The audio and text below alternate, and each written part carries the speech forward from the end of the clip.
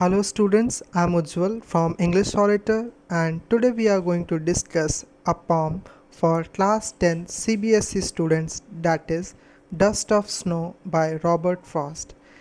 It's a very short poem in two stanzas with 8 lines. We will discuss the hard words with their meaning and we will also discuss the poetic devices and figure of speech used in the poem.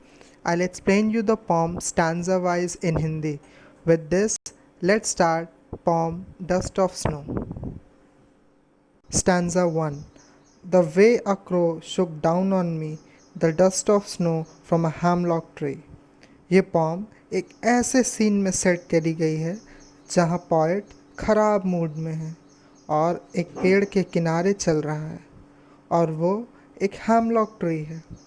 Hemlock एक poisonous यानी कि जहरीला पेड़ है। जब poet hemlock tree से गुजर रहा होता है तभी एक कौवा पोएट पर बर्फ़ की थोड़ी सी डस्ट गिरा देता है। डस्ट पोएट के सिर पे गिरती है या शोल्डर पे, ये तो कहना मुश्किल है क्योंकि पोएम में इसके बारे में नहीं बताया गया है और साथ ही रीडर्स को एक और डाउट दिया गया है बर्ड के एक्शन के बारे में कि वो लैंड कर रहा था, ठंड में कांप रहा था या फिर उड़ने जा रहा था। हमें तो बस इतना पता चलता है कि कौवे के कारण पोएट पे स्नो पार्टिकल्स गिरे। यहाँ पर नेचर के दो एजेंट्स कौवे और हेमलॉक ट्री सैडनेस और उदासी और ग्लूम यानी निराशा को दर्शा रहे हैं। जैसा कि पोएट का मूड इस पोएम के ओपनिंग सीन में बहुत ही ख़राब था, उसी तरीके से यहाँ पर नेचर के दो एजेंट्स यानी कौवे और हेमलॉक ट्री को सैडनेस यानी उदासी और ग्लूम यानी कि निराशा दिखाने के लिए इस्तेमाल किया गया है।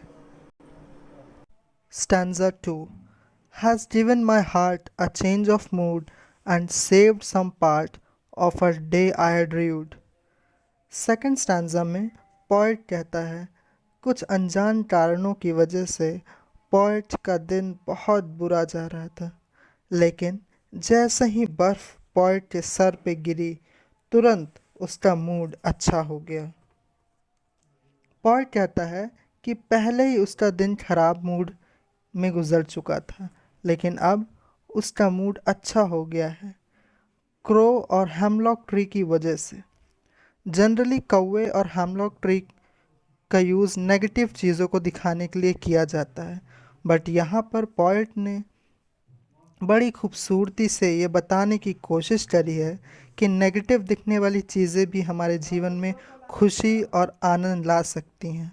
साथ ही पोएट कहता है हमें खुले दिल से नेचर के उस तरीके को सम्मान करना चाहिए और खुश रहना चाहिए जिससे वो हमें ब्लेस करना चाहती है और उन चीज़ों को वेलकम करना चाहिए जो नेचर में हमें ब्लेस करने के लिए आती हैं। Let's see the figure of speech or poetic devices used in the poem. Rhyme scheme is ABAB. Next, alliteration. It is the repetition of same consonant sound in the nearby words. Example, has given my heart and saved some part.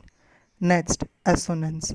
It is also used as a literary device in the poem. For example, way rhymes with day with chain and saved in between. Next, symbolism. It also uses symbolism in the poem like snow symbolizes joy and hemlock tree symbolizes sorrow. I hope you understand and it helped you. If you like this video then like, subscribe, share and do comment. Thank you for watching.